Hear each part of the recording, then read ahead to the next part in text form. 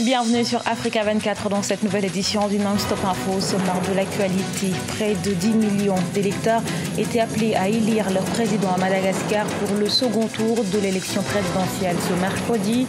Le duel a opposé Marc Ravalomanana et Andry Rajoelina, tous les deux anciens présidents.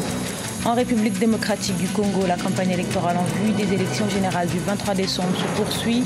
Le candidat de la majorité, Emmanuel Ramazani Shadary, a parcouru 17 des 26 provinces du pays. Et le Cap-Vert veut profiter de sa position géographique pour développer différents secteurs économiques.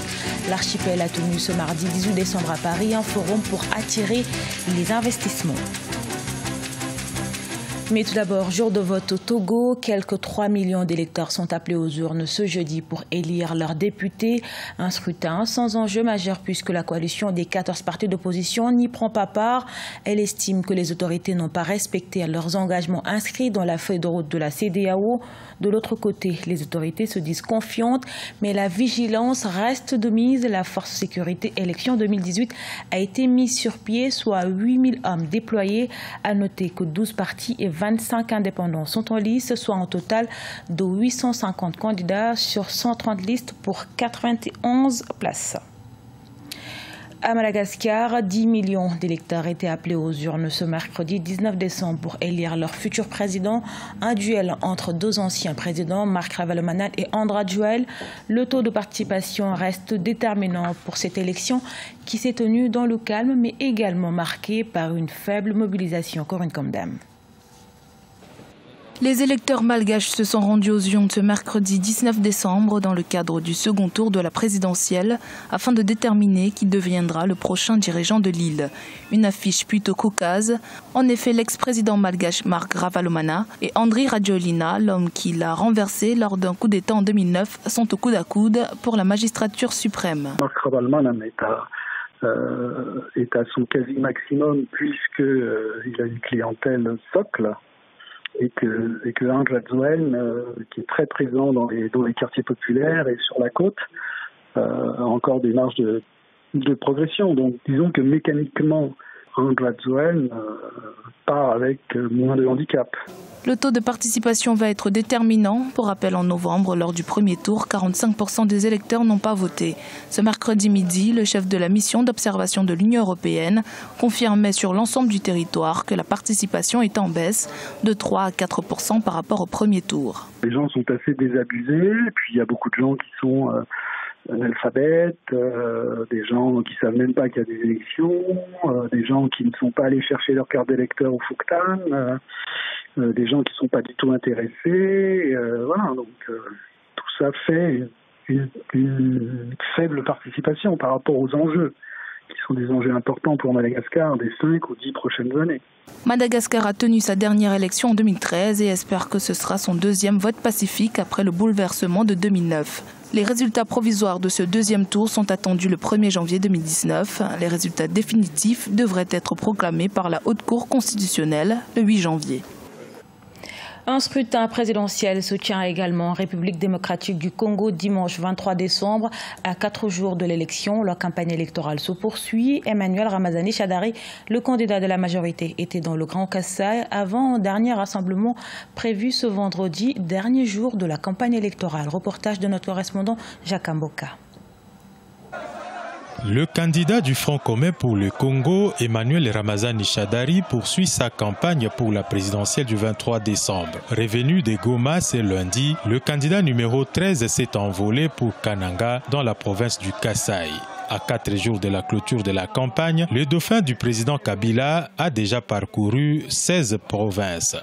Aujourd'hui, il a fait l'ancienne province du Katanga. Il a fait également l'ancienne province de l'Équateur. Il a fait tout l'Est de la République. Vous avez vu, c'est un succès. Il est allé jusque dans les Congos profonds à la rencontre de nos compatriotes parce qu'il les considère. L'objectif poursuivi par la famille politique du chef de l'État est de voir Emmanuel Ramazani Shadary remporter la présidentielle d'une part et avoir la majorité pour diriger le pays au cours des 5 prochaines années. Avec un programme basé sur la restauration de l'autorité de l'État, le candidat numéro 13 est parmi les 3 challengers de ces scrutins. il s'est attelé sur les promesses de campagne qui sont axées sur les 4 axes de son programme, notamment la restauration d'un état de droit et sur les axes économiques. Il a promis de diversifier notre économie. Emmanuel Ramazani Shadary va s'adresser aux militants et sympathisants de la capitale du Front commun pour le Congo le vendredi 21 décembre. Ce sera son dernier meeting électoral dans le contexte où, à la même date, se clôture la campagne électorale qui a été lancée le 22 novembre dernier. Et sachez que la campagne électorale a été suspendue ce mercredi à Kinshasa, à 4 jours du scrutin, alors que le candidat de l'opposition, Martin Fayulu, était attendu dans la capitale pour tenir un meeting. Les autorités ont justifié cette décision par les tensions sécuritaires, une suspension illégale selon le candidat Martin Fayulu. C'est une première pour le Cap-Vert, l'organisation à Paris d'un forum sur les investissements dans ces îles situées au large du Sénégal. C'était ce mardi 18 décembre dans la capitale française. L'État insulaire, qui est régulièrement cité comme un exemple de démocratie, affiche ainsi sa volonté de renforcer la place du secteur privé dans l'économie du pays. Sharon Camara. Renforcer les investissements pour favoriser le développement de l'économie nationale, c'est la mission que s'est fixée le Cap-Vert et c'est dans ce cadre qu'un forum a été organisé le 12 décembre 2018 à Paris afin d'attirer des investisseurs, une grande première pour l'État insulaire qui a réussi à obtenir des promesses d'investissement estimées à 850 millions d'euros. Tout d'abord, c'était une opportunité pour le Cap-Vert de rassembler tous nos partenaires, à la fois de la coopération bilatérale, mais aussi de la coopération multilatérale. Et un résultat très positif, on a réussi à mobiliser un peu plus de 800 millions d'euros pour le développement de notre pays. On a présenté un plan stratégique de développement durable de notre pays pour la période 2017-2021.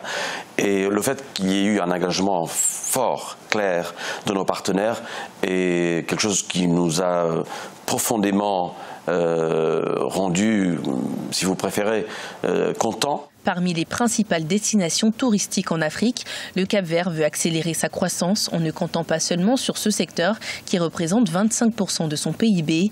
L'État insulaire a enregistré une croissance économique de son PIB qui est passée de 1% en 2015 à 4% en 2017. L'importance, comme je vous ai dit, c'était de rassembler nos partenaires, passer un message de confiance pour les investisseurs. Nous avons de plus en plus d'investisseurs qui choisissent le Cap-Vert pour investir dans le tourisme, dans les énergies renouvelables. On veut transformer notre pays dans une immense plateforme de prestation de services au niveau international. Le Cap-Vert veut également profiter de sa position géographique pour être un lien stratégique entre l'Europe, l'Afrique et l'Amérique dans différents secteurs économiques. Le gouvernement envisage également de développer l'économie bleue.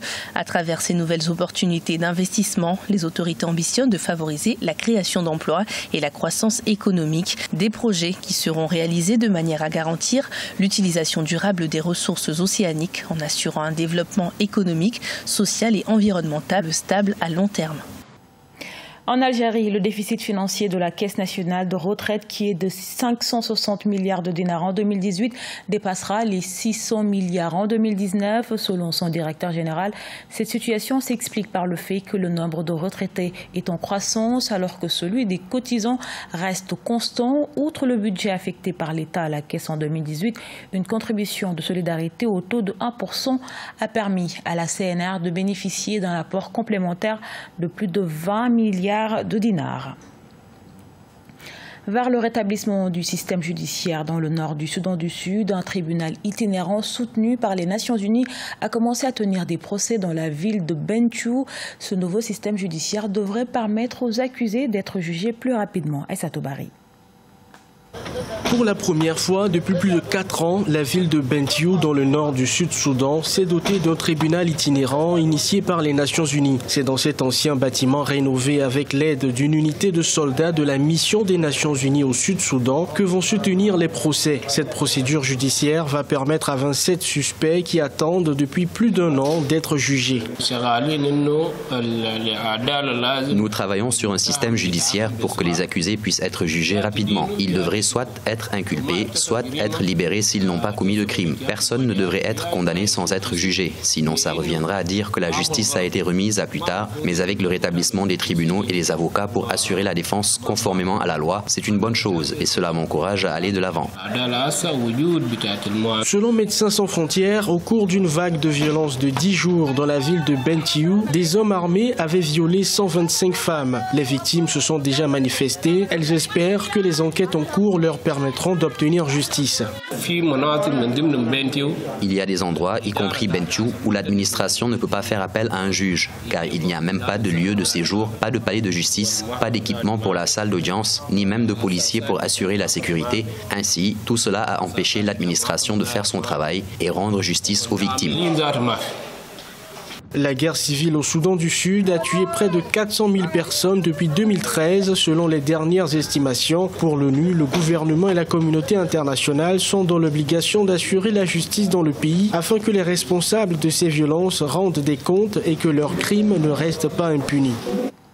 Ce journal a été réalisé par l'ensemble de la rédaction. Merci pour votre fidélité. Retrouvez dans un instant une nouvelle édition de l'actualité sur Africa 24.